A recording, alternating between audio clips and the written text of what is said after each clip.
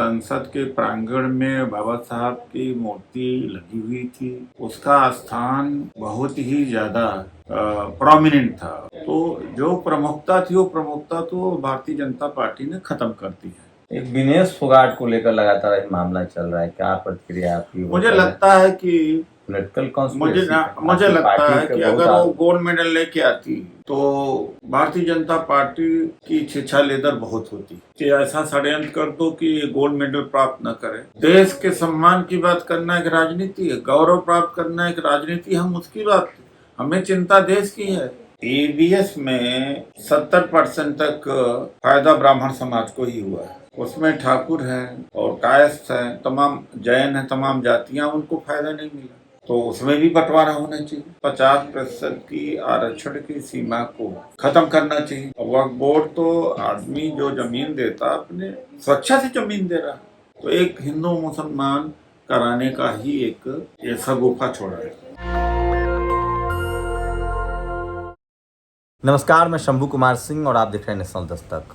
बाबा साहेब की मूर्ति संसद भवन में संघर्षों के बाद लगी थी, उनको डिस्प्लेस कर दिया गया। शिवाजी महाराज, ज्योतिबा फुले, ये संविधान निर्माता की मूर्ति संसद परिसर से डिस्प्लेस कर दिया जाए। कहा जा रहा है कि सौंदर्यीकरण हो रहा है, नया संसद टपकने लगा है। मेरे साथ डॉक्टर उदित राज हैं।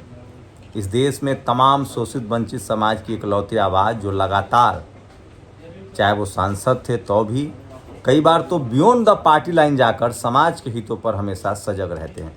कैसे देख रहे हैं सर ये जो मूर्ति हटाई गई? उनका कहना है कि हम ब्यूटिफिकेशन कर रहे हैं। देखिए, ऐसा है कि शुरू तो हमने किया था इसका, और एक बार जंतर मंतर में प्रोटेस्ट था, हमारे तरफ से भी था और दिल्ली के अन्य साथियों के द्वारा था। तो समानांतर 2 मंच लग गए थे और 2 माइक लग गए थे, लेकिन उसमें हमने सोचा कि कम से कम मुझे तो महसूस करना चाहिए कि कल ये मैसेज न जाए कि ये अलग अलग प्रदर्शन धरना कर रहे हैं। तो हमने अपना माइक बंद किया, अपना बुढ़िया बिस्तर समेटा और वो दूसरे जो बगल में हो रहा वहाँ जाके शामिल हो गए।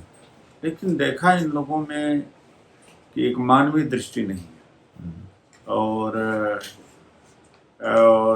छोटे स्तर पर जो करते रहते हैं, सोचते हैं कि इनके करने से हो जाएगा। इतना आसान नहीं होता है। खैर,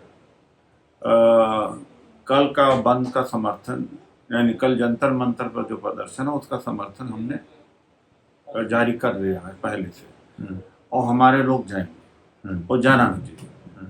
और जिस तरह से संसद के प्रांगण में बाबा साहब की मूर्ति लगी हुई थी, उसका स्थान बहुत ही ज़्यादा प्रोमिनेंट था, बाहर से दिखता था।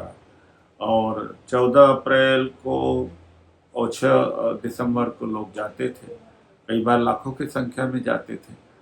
अब उस स्थान पर, वहाँ पर अब बना दिया है, पार्क बना दिया गया है, और पार्क बना दिया गया है और फूल पत्ती लगा दी गई है।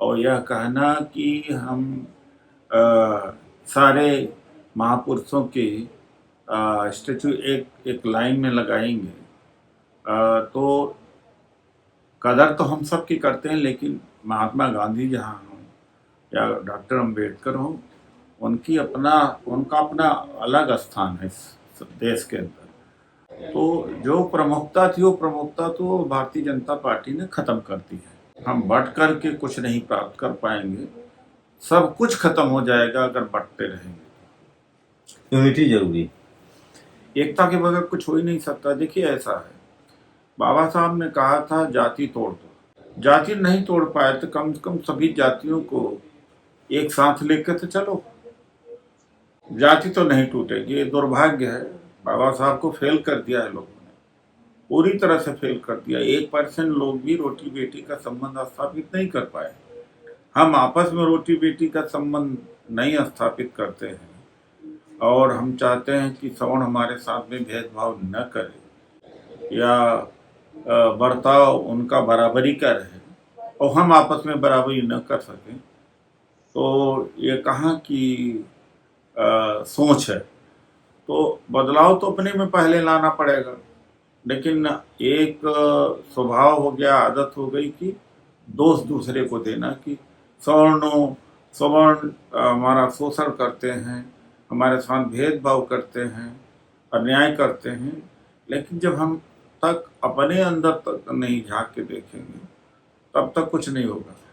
आज मुश्किल है, जातियां जोड़ना मुश्किल है। जाति तो खत्म जाति का विनाश तो बड़ी दूर की बात है। जाति नहीं जोड़ पा रहे हैं, जातियां ही अलग अलग हो गई हैं, अलग अलग नेता हो गए, अलग अलग संगठन हो रहे हैं और दूसरे लोग मजा कर रहे हैं, और आज की स्थिति और दयनीय होती चली जा रही है। एक विनेश फोगाट को लेकर लगातार एक मामला चल रहा है, क्या प्रतिक्रिया आपकी? मुझे लगता है कि पॉलिटिकल मुझे लगता है कि अगर वो गोल्ड मेडल लेके आती तो भारतीय जनता पार्टी की छिछा लेदर बहुत होती।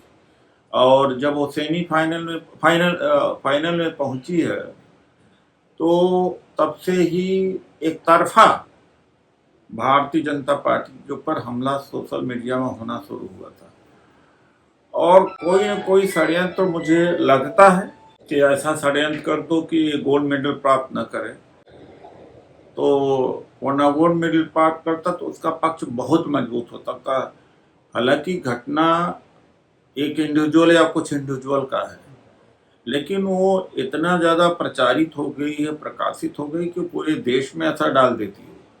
तो इसलिए मुझे लगता है, क्योंकि दूसरा खिलाड़ी ये कह रहा था कि 3 बार जब उसका वजन नहीं घटा तो बढ़ा तो यहीं कैसे बढ़ गया उसका वजन, एक बात है। दूसरी बात है कि जो उनके साथ डॉक्टर हैं, डाइटिशियन हैं, उनकी मॉनिटरिंग क्या गलत हुई? आपकी पार्टी पर आरोप लग रहा है कि आप लोग खिलाड़ी को लेकर राजनीति कर रहे हैं। अरे भाई, ये तो देश के लिए गोल्ड मेडल ले आना ये राजनीति है। देश के सम्मान की बात करना एक राजनीति है, गौरव प्राप्त करना एक राजनीति। हम उसकी बात, हमें चिंता देश की है, उसके माध्यम से हमारे देश का माथा ऊंचा होता, उसमें राजनीति है। माथा ऊंचा करने में राजनीति। एक सवाल, ये जो क्लासिफिकेशन की बात हो रही है, संसद से जो एक आदेश आया है, माफ कीजिएगा सुप्रीम कोर्ट से, तो तमाम एससी समाज में टूट की बात हो रही है, लेकिन लोग कह रहे हैं कि जाति जनगणना, एससी एसटी का तो कास्ट सेंसस होता ही है। जिस तरह से ईवीएस 10% मिला, क्या एससी एसटी को उसके संख्या के अनुपात में रिजर्वेशन सबको दे दिया जाए जिसकी जितनी संख्या है? भाई, ईवीएस में 70% तक फायदा ब्राह्मण समाज को ही हुआ है। उसमें ठाकुर है और कायस्थ है, तमाम जैन है, तमाम जातियां, उनको फायदा नहीं मिला, तो उसमें भी बंटवारा होना चाहिए, एक बात है। दूसरी बात यह है कि 30 लाख वैकेंसी खाली हैं, उसको भरना चाहिए।